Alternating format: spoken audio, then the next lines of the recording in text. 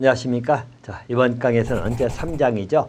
시설 경비하고 시설 보호의 기본 원칙입니다. 자, 먼저 시설물의 경비 활동을 보도록 하겠습니다. 자, 시설물 외곽 경비에 관련된 내용이에요. 자, 먼저 외곽 방호 시설물 경비입니다. 자, 장벽이나 울타리 등이 나오잖아요. 자, 외곽이기 때문에 장벽이 있겠죠. 자, 장벽의 종류는 자연적인 장벽이 나오죠. 자, 자연적 장벽에서는 우리 강이나 토랑, 내지 절벽 같은 이런 지형 지물을 의미합니다.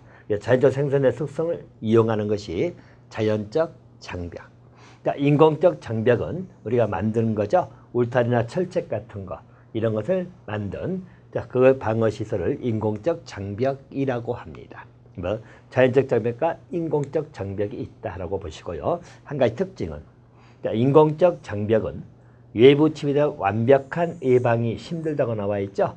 자, 그래서 아무리 인공적 장벽을 쌓는다 하더라도 외부 침입을 완벽하게 막을 수 있는 예방적 활동으로 미흡하다. 이것을 고려해 주시면 되겠고요. 자, 또 울타리 형태가 있잖아요. 자, 울타리가 나옵니다. 자, 울타리는 철조망이 있죠. 또는 담장. 자, 여기는 숫자 정도 좀 봐두시면 되는데요. 자, 철조망이라고 하는 것은, 자, 일시적 돌발적 상황에 대해서 우리가 일시적 사용된 방어시설을 말하죠. 자, 여기는 우리 가시철사가 있고요. 또 우리 콘서트나 철사 두 가지 형태가 있네요. 자, 철조망의 높이가 나와 있죠. 철조망은 보통 높이가 7피트 이상이 돼야 된다. 이렇게 보시면 되겠고요. 자, 7피트라고 하는 것은 여러분들 1피트가 0.3m 정도 생각하시면 됩니다. 7피트면 우리 미터로 환산하면 2.1m 이상 정도. 그죠? 그래서 그 이상은 돼야 된다라고 받으시면 되겠죠? 7피트 이상이 돼야 될 것이고, 자, 지면에서는 약 2인치 정도 떨어지라고 나와 있죠? 자, 우리 땅에서는 철조망은 2인치면 한 5cm 되죠? 그래서 그 정도 떨어져서 설치를 해야 된다고 봐두시면 되겠고요. 하지만 지면이 모래이거나 침식 토양이라고 나와 있죠? 이럴 때는 지면에 맞대어서 설치한다 라고 봐두시면 됩니다.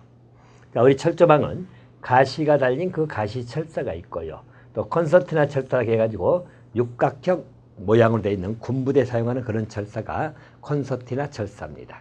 자, 가시 철사는, 자, 일반적으로 12구경 철사 4가닥을 반복해서 감아 4인치마다 가시가 달리도록 만든 철사를 말하죠. 이걸로 만든 철조망을 가시철사 사용한 철조망이라고 하는 것이에요. 이렇게 봐두시고요. 자, 가시철사를 설치하기 위한 기둥의 높이는 7피트 이상 철물이어야 되고, 또 기둥 사이 간격이죠.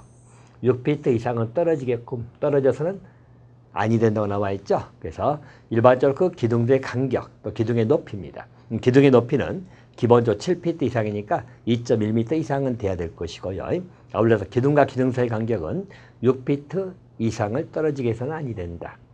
자, 반면에 콘서트나 철사라고 하는 것은 우리 군부대에서 개발로 나와 있죠. 육각형 모양으로 된 그런 강철 철사를 의미한다라고만 봐두시면 될 것 같습니다. 자, 담장 나오죠. 자, 철조망의 미적 감각을 대신하기 위해서 또는 언발톱 은폐, 밖에서 보이지 아니하도록 담장을 쌓는 시설물을 말한다. 이렇게 봐두시면 되겠네요. 자, 이제 물력 통제 기본 전략이 나옵니다. 자, 물력 통제할 때 고려사항이 나오죠. 일단 고려사항은 우리 보안성 중요하겠죠. 자, 또 편리성. 자, 그리고 아울러서 외관성이 나옵니다. 또 환경도 고려될 것이고 접근성. 자, 전부 다 균형 있게 조화를 이루어야 된다. 이렇게 봐두시면 되겠네요. 자, 물력 통제 구성 요소가 나오죠. 자, 우리 구성 요소는 경계 지역이 있고요. 또 건물 외부 지역이 나오겠죠. 건물 내부 지역. 이렇게 구성됩니다. 하지만 기본적인 방어선을 구축할 때 있어서 경계 지역, 떨어지는 경계 지역이 있고 건물 외부 지역, 내부 지역이 있다 하더라도 이런 방어선이 항상 동일한 비중이 적용되는 건 아니다. 동일한 비중이 적용돼야 된다면 틀려요. 그것은 아니다. 하나 기억해 두시면 될 것 같습니다. 자, 또 한 가지. 동심원 영역 이론입니다. 자, 동심원이라고 해가지고, 자, 여러분들, 우리가 가장 중요한 부분이 있죠? 자, 그래서 이런 식으로 이렇게 되어 있는 동심원 영역 이론입니다. 자, 그래서 이런 영역에 관한 논의이고요. 우리 딩글이 주장한 이론입니다. 딩글 하나 봐두시고요. 자, 가장 중심에는 자, 우리 1급 보호대상 나오죠? 1단계가 금고라고 보시면 되겠고 2단계는 사무실. 그래서 가장 가운데 금고가 있고 또 사무실 있고 이런 식으로 동심원 우리 경비 시트를 말합니다. 3단계는 경보장치가 있고 4단계는 안정화된 건물 5단계는 경비 순찰이 맡고 있고 6단계는 장벽이 설치되어 있고 7단계는 장벽에 경계선이 있고 그래서 그 경계선에 경보장치가 나온다는 이야기죠. 자, 그걸 보호하는 것이 동심원 영역 이론이고 이런 동심원 영역 이론은 우리 셰프테드라고 그러죠. CPTED 다시 말하면 셰프테드인데요. 여기에 관한 접근 방법의 하나다. 자, 우리 셰프테드는 일반적 환경 설계를 통한 범죄 예방 이론이에요. 자, 그래서 접근 방법의 하나다라고 봐두시면 될 것 같습니다. 자, 이제 여러분들이 정리해야 될 것은 이제 우리 출입국 경비에 관련된 내용들입니다. 자, 이 부분들이 또 우리 문제가 많이 다뤄지고 있기 때문에 정리 좀 하시기 바라고요. 자, 첫 번째 개방된 출입구가 나오죠. 자, 우리 출입구 경비는 개방된 출입구가 있고 또 폐쇄된 출입구 통제입니다. 자, 개방된 출입구는 직원 출입구입니다. 자, 직원 출입구는 외부 방문객하고 구분해야 되겠죠. 자, 외부 방문객과 구분을 해야 된다. 다시 통일한다면 틀려요. 그래서 외부에 구분해가지고 하나의 문만 사용을 한다. 직원 출입구는 당연히 하나의 문만 사용하되 출입구의 폭이 자, 4에서 7피트 이내로 넓지 않아야 통행하는 직원을 통제할 수 있다. 이렇게 나오죠.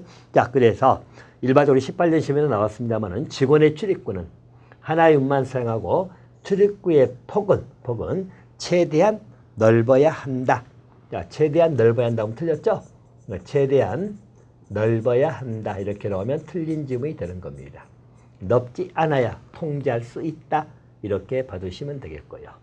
만약에 판매 시설의 경우라면 직원용 출입구하고 또 우리 고객 출입구를 구분하죠. 구분하는 게 좋다라고 봐두시면 됩니다.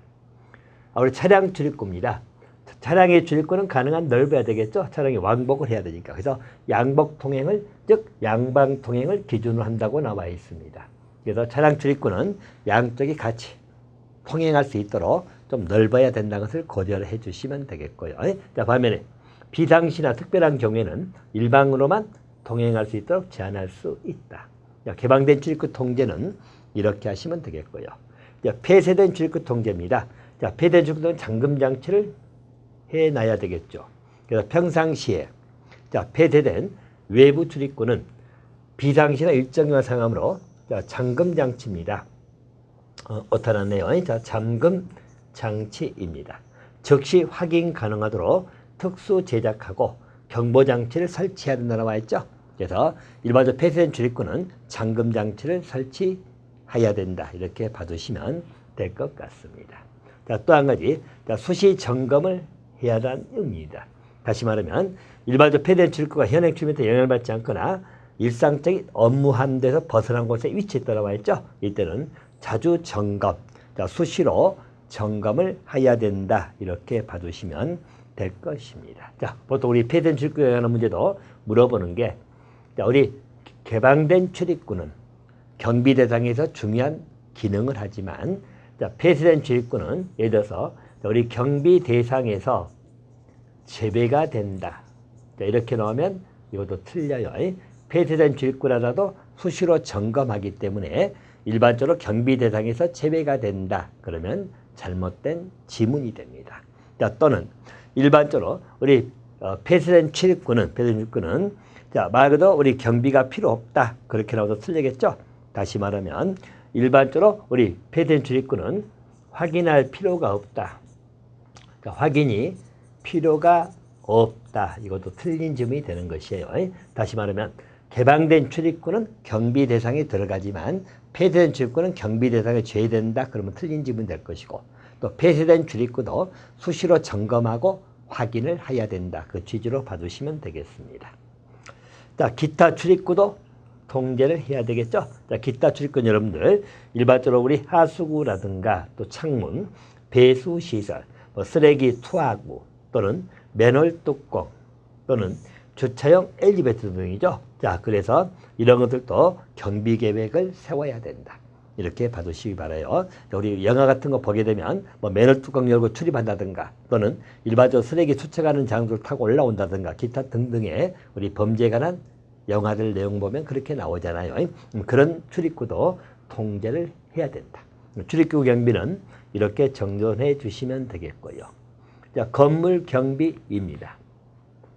자, 건물 경비는 우리 창문하고 출입구 통제 나오죠. 자, 일단 외부 보호시설 설치라는 이야기죠. 자, 창문 출입구는 자, 외부 보호시설 설치하는데요.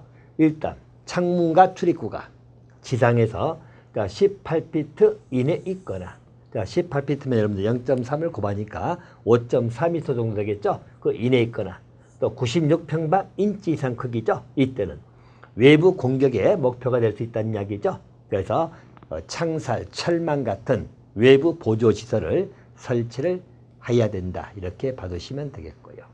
자, 또 경계구역과 연결되어 있는 문이죠.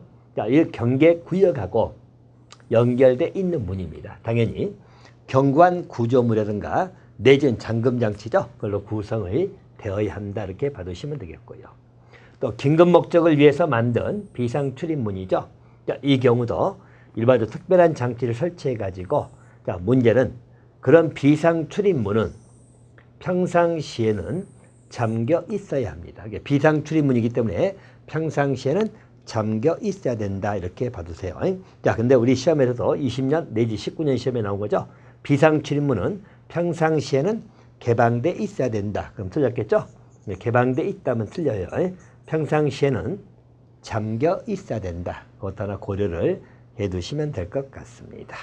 자, 그럼 이제 이 부분은 이렇게 잡아두시면 되겠고요. 그다음에 옥상과 일반 외벽의 통제입니다. 자, 옥상은 외부 침시 용이가 확인되기 때문에 경비 취약적이죠. 그래서 감시 시스템을 설치를 해야 된다. 그렇게 봐두시면 되겠고요.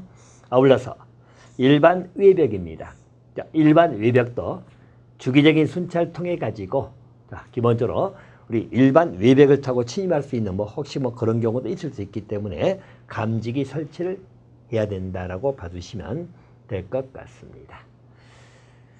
자, 이제 우리 경계구역의 감시에 관련된 내용입니다. 자, 경계구역 감시는 가시지대가 보이죠? 자, 가시지대는 것은 우리가 확보할 수 있는, 자, 눈으로 확인할 수 있는 그런 지역인데요. 자, 우리 가시거리 확보 방안이 나옵니다. 자, 따지면서 외부에서, 자, 우리 담장을 통해서 어떤 침입, 접근의 징후가 보인다고 나와 있죠? 이런 경우는 즉각 감지할 수 있도록, 자, 우리 경계구역 안에 불필요한 모든 장애물을 양쪽 벽으로부터 제거로 나와 있죠? 자, 그래서 일반적으로 가시거리 확보하기 위해서 우리 장벽이 있으면 나무들이 크게 있거나 이런 거 다 잘라내라는 이야기예요. 자, 그래서 제거를 해야 된다. 그래서 가시거리가 넓도록 확보를 하라고 나와 있고요. 아울러서 효율성 제거 방안이 나오죠. 일반적 통제적인 장벽을 고도화시킨다. 자, 그래서 장벽을 아주 높게 설치한다는 이야기죠. 자, 또는 탐지 센서 등을 설치한다는 이야기죠. 자, 그래서 시스템 구축을 하라고 나옵니다. 자, 경계구역 감시는 아무래도 가시거리, 즉 가시지대 확보가 대단히 중요하게 부각이 될 거다. 그렇게 봐두시면 될 것 같고요. 자, 우리 경계구역 내부 경비가 나옵니다. 자, 경비 필요성이 보이죠? 자, 우리 경계구역 내에서 자, 경비 필요성은 당연히 일반적으로 우리 외곽 지역이나 옥상이 없는 건물 같으면 침입장 선택 가능성이 높다고 나와 있죠?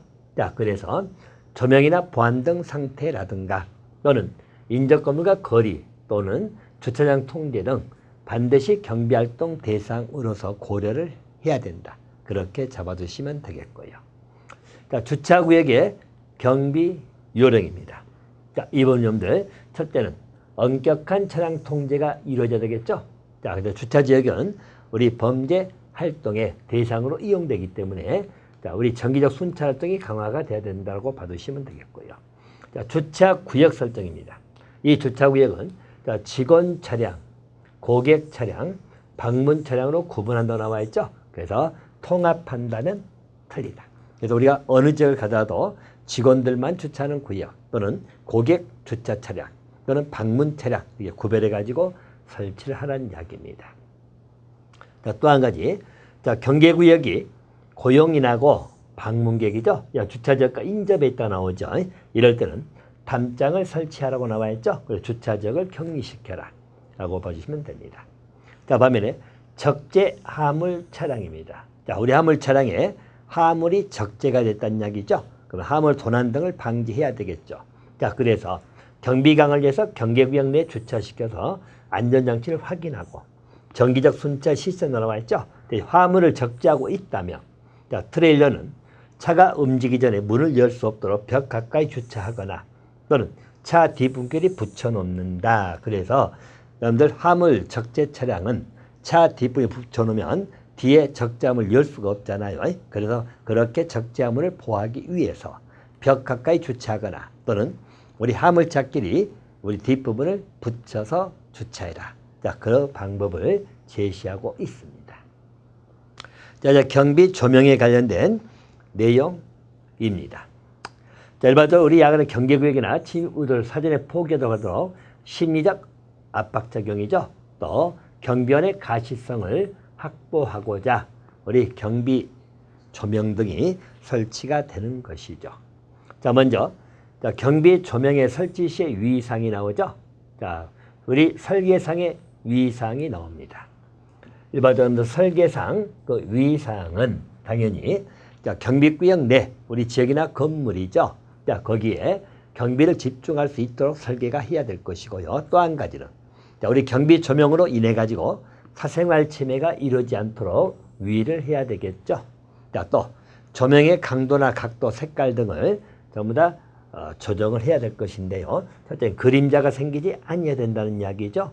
이런 것. 또 조명에 비치는 투사 또는 그 거리에 관련된 내용이죠. 자, 이 부분도 일정 거리 이상이 유지가 돼야 됩니다.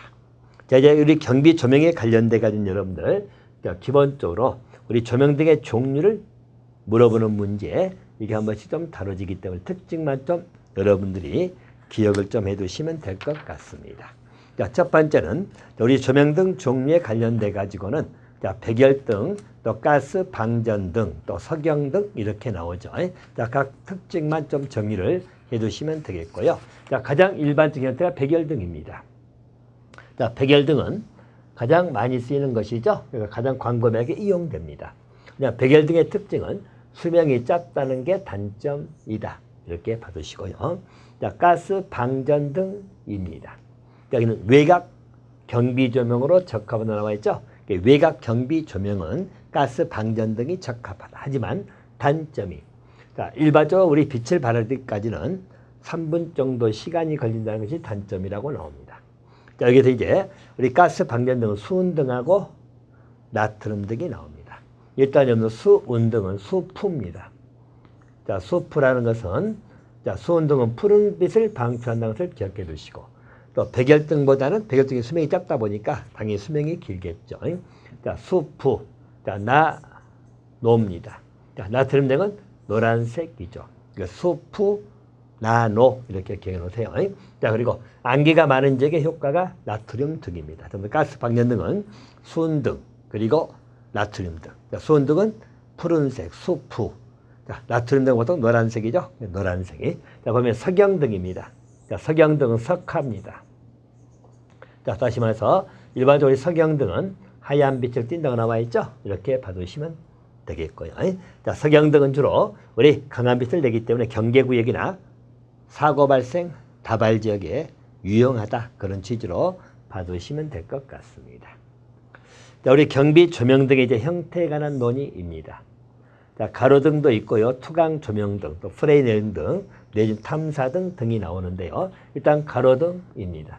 우리가 많이 보는 가로등이죠. 자, 가로등은 대칭적 가로등이 있고, 자, 비대칭적 가로등이 있네요. 자, 대칭적은 빛이 양쪽, 골고루 양쪽 모두 비추는 그런 가로등을 의미할 겁니다. 그래서 대칭적 가로등은 자, 말 그대로 우리 중앙에 위치한다 나와 있죠. 넓은 지역에 사용하는 게 대칭적 가로등입니다. 자, 비대칭적 가로등은 자, 우리 경비구역에서 다소 떨어진 장소, 경비구에서도 떨어진 장소에 사용된다 나오면 비대칭적 가로등 이렇게 봐두세요. 자, 그러면 투강 조명등입니다.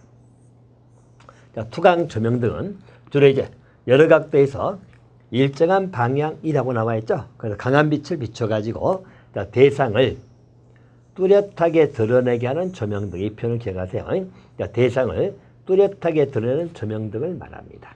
이 투강 조명등은 특정 지역에 초점해서 빛을 집중시키기 때문에 직접 투사한 형태로서 우리 경계 지역 또는 건물 주변 지역 등에 주로 사용되는 게 투강 조명등. 투강 조명등은 일반적으로 우리 각도, 여러 각도에서 방향을 가지는 강한 빛이 발산되는 약이죠. 그래서 대상을 뚜렷하게 보이게 하는 것. 이게 투강 조명등. 자, 프레이렐 등입니다. 자, 프레이렐 등은 넓은 쪽을 생각하시면 됩니다. 그래서 폭이 넓은 빛을 내놓으라고 했죠. 자, 그래서 일반적으로 길고 수평하게 빛을 확장한다. 그래서 자, 보통 넓은 지역에 사용되는 게 프레이렐 등이라고 생각하시면 됩니다. 그래서 프레이렐 등은 수평으로 180도 정도입니다. 180도. 또 일반적 수직으로는 15 내지 30도 정도죠. 그래서 폭이 기다란 강선을 투사하기 때문에 어두운 시설물에 침입하는 경우에도 유용하게 사용한다. 자, 그래서 일반적으로 우리 프레이렐 등은 투강 조명처럼 적은 양이 필요한 외딴 상관적이나 조금 떨어진 경계 지역을 사용하는 데 사용된 게 우리 프레이렐 등입니다. 프레이렐 등은 넓은 빛으로 반사된다는 그 표현을 기억해 놓으시면 돼요. 그래서 일반적으로 깊고 수평적이고 그리고 넓게 빛을 확장해 간다. 이 표현 나면 프레이렐 등이라고 봐두시면 됩니다.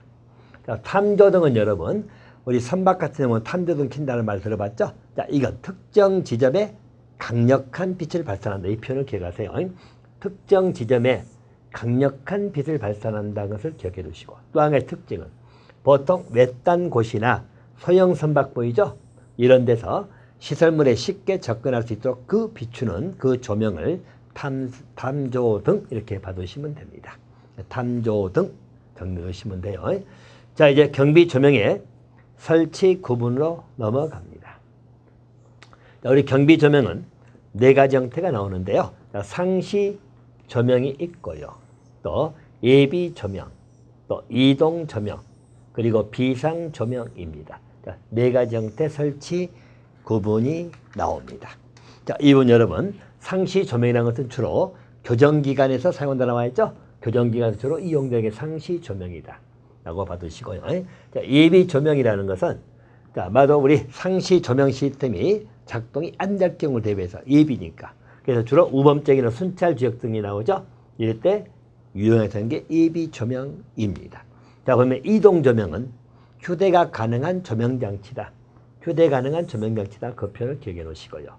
자, 비상 조명이라는 것은 다른 모든 조명 시스템이 작동되지 아니할 때 보충적으로 활용할 수 있는 그 조명을 비상 조명이다. 그렇게 봐두시면 될 것 같습니다.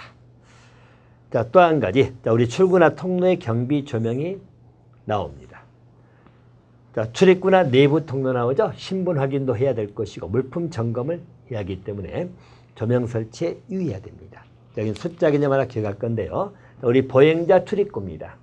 자, 보행자 출입구는 우리 문 안쪽에서 보통 7m 정도죠. 예, 문의 안쪽에서 7m 정도. 차량 출입구는 좀 더 길게 14m 정도입니다. 그래서 그 비추도록 일종의 조명을 설치하라고 나옵니다. 여러분들 일반적으로 우리 보행자 출입구는 문 안쪽에서 7m 정도. 자, 차량 출입구는 14m 정도 비출 수 있도록 조명 설치를 해야 된다. 그런 취지로 잡아두시면 되겠네요. 자, 시설물 내부 경비입니다. 자, 당연히 목적이라고 하는 것은 자, 내부는 자, 외부하고 다르게 외부 출입은 주로 침입 방지에 초점이 있잖아요. 그러니까 외부 출입 통제는 침입을 방지하는 건데 자, 내부 출입 통제는 말 그대로 불법 침입도 있지만 절도, 도난, 횡령 등을 막고자 하는 그렇게 내부 출입 통제 특징으로 봐두시면 됩니다. 자, 설계 운영이 나오죠. 자, 설계 운영은 자, 내부만 출입 통제되는 문제는 아니잖아요. 그래서 일반적으로 1차적으로는 우리 외부 출입 통제 시스템이 갖춰져야 될 것이고 또 2차 보호수단이 내부 출입 통제 시스템이라고 봐두시면 될 것 같아요. 그래서 그걸 확인을 해서 해야 된다고 봐두시면 되겠고요. 자, 우리 출입 통제에 관련된 내용입니다. 자, 출입 통제는 외부 방문객에 대한 통제가 있고 또 내부 직원에 대한 통제가 있겠죠. 자, 외부 방문객 통행 통제는 검색 시스템 설치해야 되겠죠. 자, 그래서 일반적으로 외부 방문객이 신원하기를 할 수 있는 검색 시스템을 설치를 해야 되겠죠. 또 한 가지, 대기실 마련입니다. 자, 그래서 일반적으로 방문할 때 대기실 대기해가지고 일정 절차를 거치도록 하는 것도 통행 통제 수단이 되기도 합니다. 자, 또 외부 방문객이 들어올 때는 이동 지역을 설정해 주라는 이야기죠. 자, 그래서 이동하는 방문대에서는 일반적으로 개별적 안내하거나 또 CCTV 등 감지장치를 활용해 가지고 감시 통제를 할 수 있게끔 이동 지역을 설정해서 이동 지역을 제한시키라는 의미로 봐주시면 되겠습니다. 자, 반면에 내부 직원에 대한 통행 통제가 나옵니다. 자, 내부 직원의 통행 통제는 일단 신분증 발급이 될 것이고 또 신분증 관리죠. 여러분들 우리 회사 같은 데 가게 되면 보통 목에 신분 우리증을 걸거나 그걸 걸고 다니면서 항상 활용할 수 있도록 그 제도가 현재 실시되고 있잖아요. 그래서 신분증을 발급하고 아울러서 그 관리를 잘할 수 있도록 하라는 의미고 또 신분증 제작이죠. 내부적인 사용 신분증에는 2년 이내 촬영한 컬러 사진하고 본인 신상면의 정보가 수록되도록 하되 위조가 불가능하도록 해야 된다고 나와 있죠. 라고 봐두시면 되겠고요. 자, 그리고 뭐 색깔 달리해서 제작하는 것이 효과적이다고 보시면 될 것 같습니다. 자, 또 한 가지, 화물과 출입 차량에 대한 통행 통제가 나옵니다. 이번 여러분 화물 통제죠. 자, 화물에 대한 일반적인 통제 절차, 취급 절차 관련된 별도로 마련해 가지고 화물 철책을 확인하고 그 결과를 보고할 수 있도록 하라는 의미예요. 자, 차량 통제입니다. 자, 차량은 당연히 주차 구역을 정해놔야 되겠죠. 또 차량을 용도별로 분리해 가지고 차량에 대해서 출입 허가증을 발급하거나 또 신분확인 내지 주차 스티커를 유리창에 붙여 유도함으로써 부정직한 직원들이 차량을 이용해 가지고 시설물 내 물품 등을 반출하는 것, 그것을 통제할 수 있도록 하라고 나옵니다. 자, 창문하고 출입문 경비입니다. 창문 보호죠. 창문을 보호하는 수단은 당연히 침입을 막고자 하는 내용입니다. 우리 창문에는 강화 유리라든가 외부 침입 감지 시스템 등 설치하라고 나와 있죠. 라고 받으시면 됩니다. 자, 이분 여러분 안전유리 하나 정리를 좀 하시기 바랍니다. 자, 보통 안전유리가 나오죠. 자, 이 부분은 강도를 강화시킨 고강도 방호유리를 말합니다.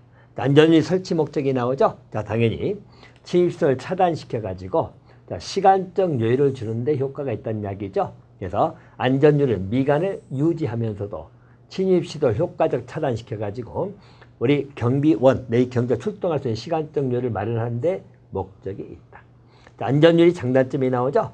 자, 보통 안전유리 여러분 우리가 깨트리면 보통 유리는 깨진단 말 쓰지만 안전유리는 이렇게 갈라지죠. 그래서 우리 파편면으로 갈라지고 아무래도 충격을 잘 견디며 화재도 타지 않는 불연성 물질입니다. 자, 우리 안전유리 장점은 가볍기 때문에 설치가 용이하다는 장점이 있습니다.